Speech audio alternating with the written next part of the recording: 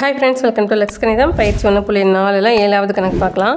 கீழே கொடுக்கப்பட்டுள்ள ஒவ்வொரு சார்பும் இருபுற சார்பா இல்லையா, உன் விடைக்கான காரணத்தை கூறுக அப்படின்னு கேட்டிருக்காங்க. இப்போ நம்ம என்ன கண்டுபிடிக்கணும்னா, இருபுற சார்புனா என்ன அப்படின்னா, ஒன்றுக்கு ஒன்றான சார்பாகவும் இருக்கணும், மேல் சார்பாகவும் இருக்கணும். அப்படி இருந்தால் அதை தான் நம்ம என்ன சொல்கிறோன்னா இருபுற சார்பு அப்படின்னு சொல்கிறோம். சரியா? ஸோ இப்போ ரெண்டுமே இருக்கணும். அப்படி இருந்துச்சுன்னா அது இருபுற சார்பு. அப்படி இல்லை, ஏதாவது ஒன்று இல்லைனா கூட அது இருபுற சார்பு இல்லை அப்படின்னு தான் நம்ம சொல்லணும். சரியா? ஸோ எப்படி செய்கிறதுன்னு பார்க்கலாம். ஃபஸ்ட் ஒன் வந்து என்ன கொடுத்துருக்காங்கன்னா, எஃப் ஃப்ரம் ஆர் டு ஆர்னு கொடுத்துருக்காங்க. F of X equal to 2x + 1 கொடுத்துருக்காங்க. சரியா?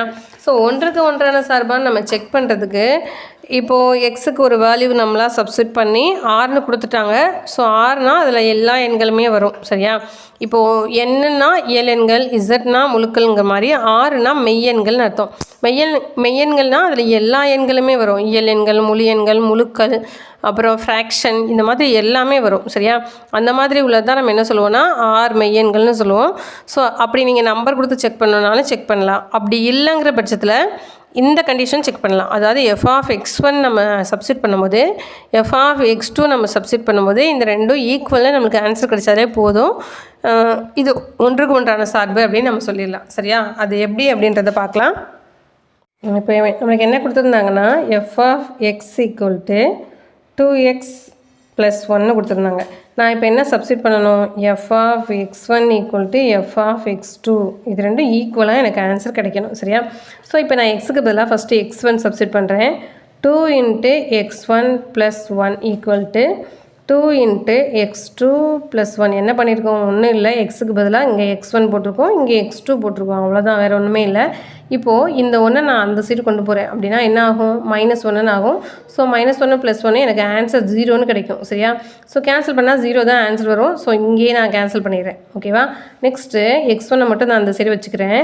இப்போ 2 × x2 இருக்குது, இந்த 2 மல்டிபிளில் இருக்குது. ஸோ இந்த சைடு வரும்போது டிவைடாக மாறிடும். ஸோ இப்போ இந்த 2 கேன்சல் ஆயிரும். 1:2 1:2 கேன்சல் ஆயிரும். அப்போ எனக்கு ஆன்சர் என்ன கிடைக்கும்னா x1 = x2ன்னு கிடைக்கும். ஸோ எனக்கு x1 = x2ன்னு ஆன்சர் கிடைச்சதுனால இது நான் என்ன சொல்லலாம் அப்படின்னா ஒன்றுக்கு ஒன்றான சார்பு அப்படின்னு சொல்லலாம். சரியா? ஸோ இது வந்து ஒன்றுக்கு ஒன்றான சார்பு. அடுத்து இப்போது எக்ஸுக்கு பதிலாக நான் வந்து மெய்யெண்கள்னு சொல்லியிருந்ததுனால ஒரு நெகட்டிவில் 2 நம்பர், 0 பாசிட்டிவில் 2 நம்பர் நான் எடுத்துக்கிறேன். சரியா? இப்போ நான் கண்டுபிடிக்க போகிறேன்.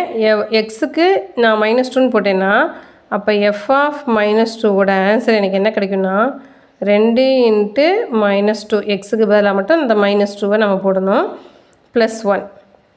2 2s are 4. ஆனால் எனக்கு என்ன 4 கிடைக்கும், ஒரே ஒரு மைனஸ் இருக்கிறதுனால -4 கிடைக்கும். இப்போ ஆன்சர் -3. இப்போ எஃப் ஆஃப் -1 போடும்போது 2 × -1 + 1. ஸோ -2 + 1. So answer -1. 0ன்னு போடும்போது 2 × 0 + 1. So 0 + 1 answer 1. அடுத்து x = 1. F of 1 2 × 1 + 1. So 2 + 1 3. Next f of 2 × 2 + 1. So 4 + 1 answer is 5.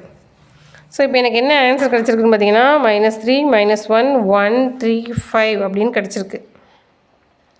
சரியா? இப்போ நம்மளுக்கு என்ன கேட்டிருந்தாங்க, இது ஒரு இருபுற சார்பா அப்படின்னு கேட்டிருந்தாங்க. இருபுற சார்புனா என்ன அப்படின்னா அது மேல் சார்பாக இருக்கணும் அப்படின்னு நம்ம சொல்லியிருந்தோம். சரியா? இப்போ ஏதாவது ஃப்ராக்ஷன் ஃபார்மேட் நம்ம போட்டு பார்க்கலாம். இப்போ நான் எக்ஸுக்கு பதிலாக, ஏன்னா ஃப்ராக்ஷனும் இதில் நம்ம எடுத்துக்கலாம், ஏன்னா ஆறுங்கிறது மெய்யெண்கள் தான் சொல்லியிருக்காங்க இல்லையா. ஸோ 2x அப்படின்னு கொடுத்துருக்கிறதுனால நான் இப்போ என்ன எடுத்துக்கிறேன்னா 1/2 அல்லது -1/2ன்னு எடுத்துக்கிறேன். அப்போ எனக்கு என்ன கிடைக்கும்னா எஃப் ஆஃப் -1/2ல் 2 × -1/2 + 1 அப்படின்னு கிடைக்கும். ஸோ 2 கேன்சல் ஆகிடுச்சுன்னா அப்போ -1 + 1 ஈக்குவல் டு எனக்கு ஆன்சர் என்ன கிடைக்கும்னா 0ன்னு கிடைக்கும், கேன்சல் ஆகிடும். சரியா? ஸோ இப்போது ஃப்ராக்ஷனோ இல்லை ஏதோ ஒரு நம்பரோ நான் சப்ஸ்டிட் பண்ணும்போது இதில் உள்ள எல்லாத்துக்குமே எனக்கு வேறு வேறு நம்பர் தான் கிடைக்குது. அப்போ அதை ஒன்றுக்கொன்றான சார்புன்றதை நான் ஃபஸ்ட்டே சொல்லிட்டேன். அடுத்து ஏதாவது ஒரு நம்பர் சப்ஸ்டிட் பண்ணும்போது பியில் உள்ள எல்லா நம்பருமே எனக்கு ஆன்சராக வரதான் செய்யுது. 1 கிடைக்குது, 0 கிடைக்குது, -1 கிடைக்குது. இப்படி ஏதாவது ஒரு நம்பர் நம்ம ஃப்ராக்ஷனில் சப்ஸ்டிட் பண்ணும்போது இடையில உள்ள எல்லா நம்பர்ஸுமே நம்மளுக்கு ஆன்சராக வந்துடும். சரியா? ஸோ அப்போது எனக்கு துணை மதிப்பகமும் வீச்சகமும் எப்படி கிடைக்குன்னா சமமாக கிடைக்கும். துணை மதிப்பகமும் வீச்சகமும் சமமாக உள்ளது. இன்னும் நிறையா நம்ம சப்ஸ்டிட் பண்ணி பார்க்கல. சப்ஸ்டிட் பண்ணோன்னா இந்த மாதிரி எனக்கு 0 இப்போ இடையில உள்ள நம்பர் கிடைச்ச மாதிரி வேறு வேறு நம்பர் சப்ஸ்டிட் பண்ணும்போது எல்லா நம்பருமே எனக்கு ஆன்சராக கண்டிப்பாக வந்துடும். ஸோ துணை மதிப்பகமும் வீச்சகமும் சமமாக இருக்கிறதுனால இது மேல்புற சார்புன்னு நாம் சொல்லலாம், மேல் சார்புன்னு சொல்லலாம். அப்போது ஒன்றுக்கொன்றான சார்பாகவும் இருக்குது, மேல் சார்பாகவும் இருக்குன்ற பட்சத்தில் இப்போ நான் ஆன்சர் எழுதிக்கலாம். எஃப் ஆனது இருபுறச் சார்பு ஆகும். ஓகே, 7th ஒன்ல second subdivision f from R to R f of X equal to 3 - 4x² கொடுத்துருக்காங்க. இப்போ f of x1 equal to F of x2 அப்படின்னு நான் எடுத்துக்கும் போது எனக்கு x1 ஈக்குவல் டு x2ங்கிற ஆன்சர் கிடச்சிது அப்படின்னா நான் இது என்ன சொல்லலாம்னா ஒன்றுக்கு ஒன்றான சார்புன்னு சொல்லலாம். சரியா? அதை இப்போ நம்ம செக் பண்ண போகிறோம்.